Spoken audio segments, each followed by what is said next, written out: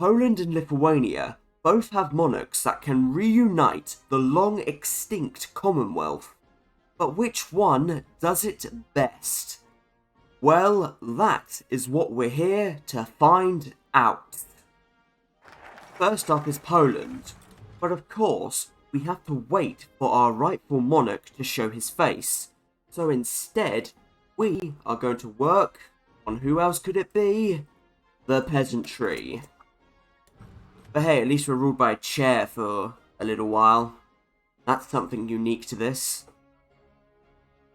But the funny thing is, the man we want is the first candidate. Friedrich Christian has claimed the throne, and he is our king. Critical power gain, extra stability, and most importantly, daily compliance 005. That is actually probably the best trait out of any of the monarchs Poland has.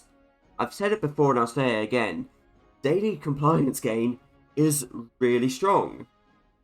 Anyway, still need to work on these little peasants. But I wouldn't say no to an extra research slot. And that is kind of the problem as well. We get Frederick fairly quickly, but we still have to spend an extra 140 days to do these focuses. It isn't that bad of a problem, to be absolutely fair about it, but you know, it's something I should acknowledge. Now, I know if I don't bring this up, someone else will. Doing agrarian reform adds 70 days to the timer of the peasant strike, meaning you can do some other focuses in the meanwhile. This means for our purposes is that we can do the restoration of the Royal Sem. But hey, it gives us extra stability and non-aligned support, so you know, swings and roundabouts. Right, under 70 days to go to the strike, so agrarian reform it is. Now I know. If I didn't get the extra research slot, I could have done monarchism in Lithuania a tiny bit sooner. But here's the thing, I'd rather get the extra research slot. Simple as. I don't care if it slows me down, it's not that much of a problem, it's still 1936, 1937. And there we go, we can now support monarchism in Lithuania. I'd love to say something more about it, but you know, just a focus. There's nothing wrong with it, it does exactly what it says on the tin. Here we go, here are our new decisions. Looks like we can only propagandize sentiment for the moment. Okay, we'll be doing that for a while, and then we'll be swaying some generals, I think. In the meanwhile, let's establish Royal Guard. Mostly because I don't have a choice. Right, now let's do the Central Region strategy. And I know what some of you are going to say, but Bubbles, you should do our monarchist militant. That gives 15 monarchy support. And to be fair, it does. But here's the thing. I don't care. We can easily get more than enough claim strength with just the other decisions. It's much better to do focuses like Central Region strategy and waste 35 days for this decision. Okay. Oh, and hey, I guess these divisions are alright, even though they still have an illegal template. Fairly certain we're not meant to have templates like this anymore. And there we go, claim strength 80, Kingdom of Lithuania, it is. And yet again, I know some of you are probably thinking, but Bubbles, you should wait it out. Lithuania can do focuses like modernise our industry, that will give them 4 civs. And fair enough, this is completely true.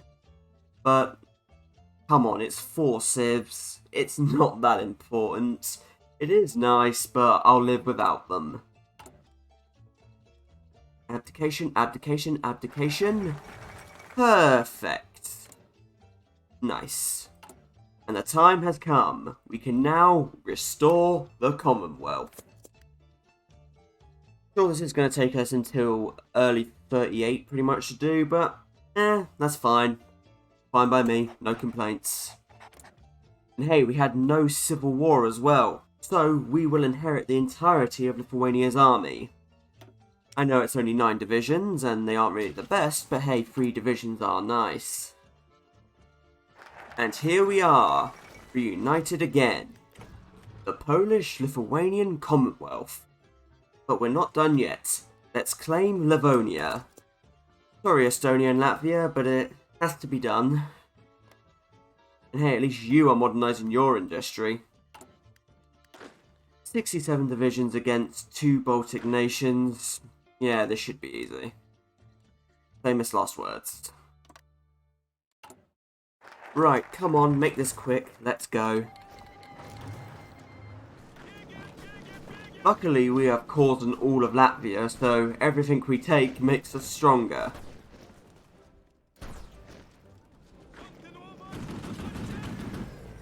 And there we go, we have cores in all of Latvia, so let's take the lot. Thank you very much. I think Estonia knows what's happening now, but, you know, better get to it. Has to be done.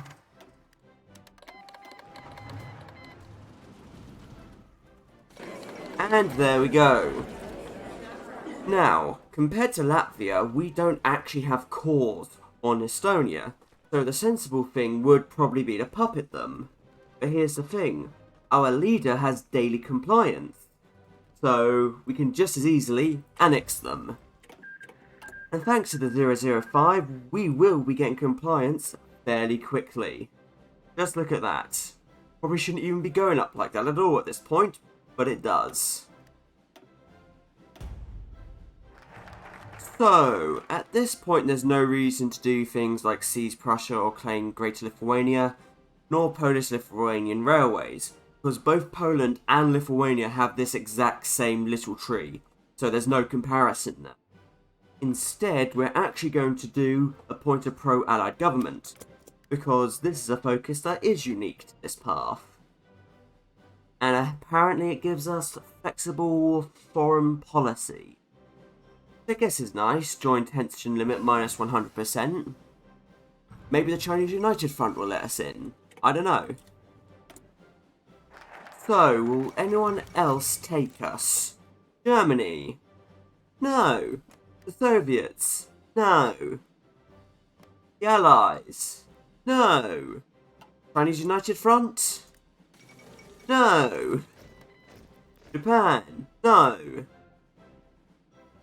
Well, safe to say that wasn't really a good focus. And neither is its follow-up, Join the Allies.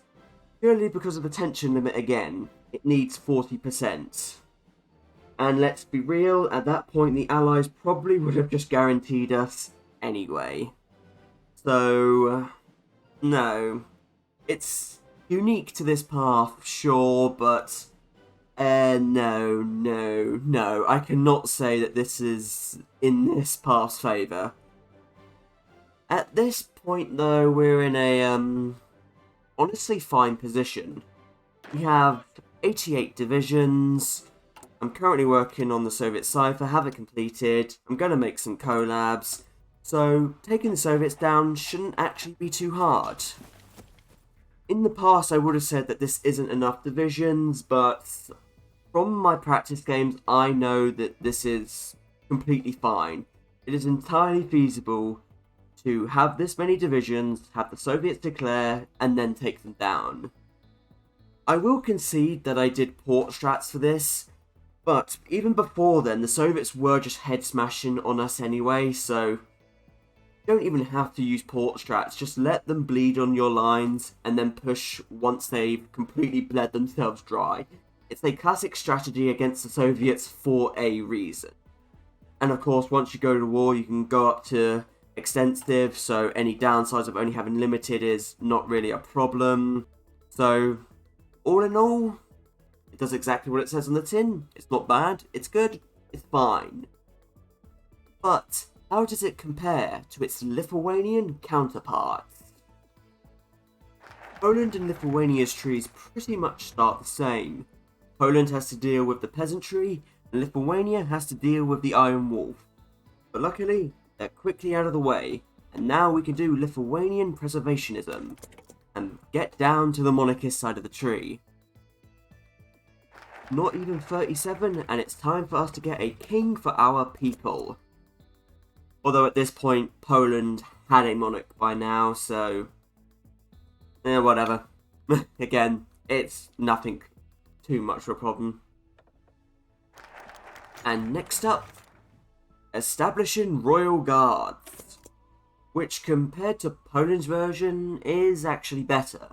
It gives us 2 extra units and Special Forces capacity modifier. Sorry Poland, I think Lithuania takes this one.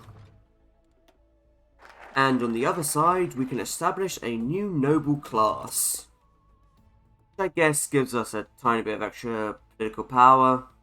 Nice, it's basically a silent workhorse.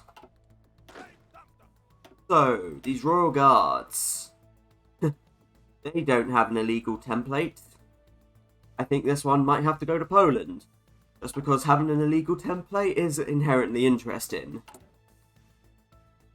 The moment has now arrived. He must abolish the presidency. And here's our new king.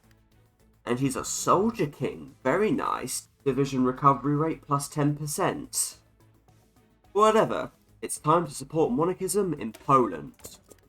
This feels strangely familiar. And so does that. Oh, and so does that. Well, well, well. These feel strangely familiar. Very well, let's build up our claim again. In the meanwhile, let's work our way down to developing natural resources. Come on, Poland, make this nice and easy for us. No civil war. Oh, god damn it. But hey, we managed to bypass monarchist militants again. Would help them, but you know, I don't really have a choice. Jesus. Come on, take Poznan already.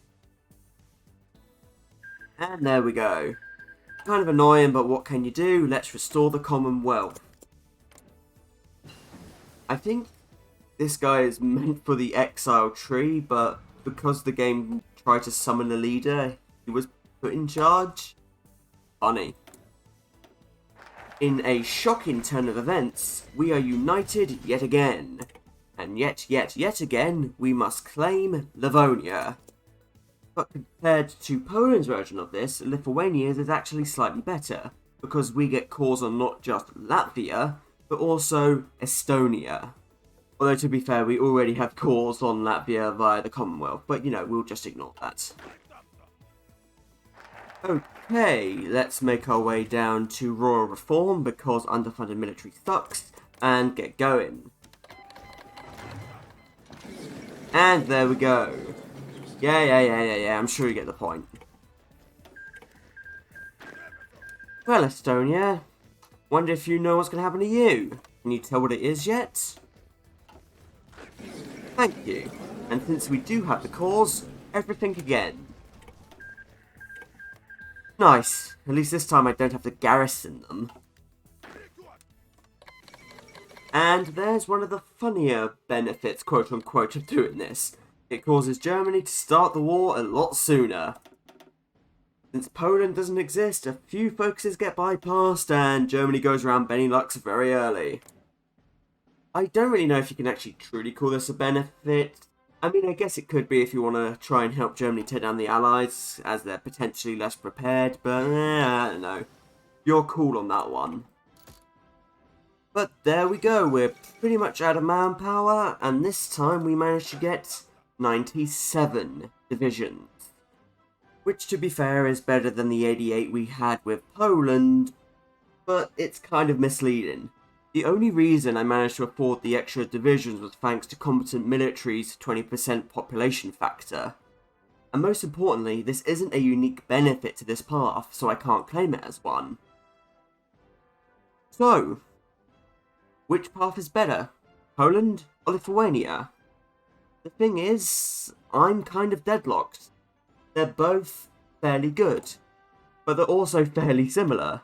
They both have the exact same claim Greater Lithuania, the Greater Commonwealth, merged civilian industry focuses. They both have the exact same way of uniting Poland and Lithuania, so the focus tree itself doesn't give me too much to distinguish the two of them. They're leaders. They're both fairly good, but as I've said, I prefer Friedrich Christian just because of his compliance gain. But extra division recovery rate is also pretty good. Seems like the only way to do this is to look outside of the monarch history and look for other things. And if we were doing that, I would probably say Lithuania would take it, because you have national spirits like the Forest Brothers, 10% attack and defense. Sure, it's only 10%, but hey, it's still nice. Then, of course, you have the Lithuanian Activist Front, which you can easily do before getting rid of the Iron Wolf. 1% extra recruitable population on non-aligned is fairly nice. But then again, this is meant to be a monarchist tree comparison, and I'm taking things from outside of their trees to determine a winner, which is not really fair on Poland or Lithuania. So we're going to have to go back to my original conclusion. Deadlock. They're both pretty good. So I have to give this over to you guys. Which one do you think is best? Or do you think what I'm thinking, that they're both pretty much as good as each other?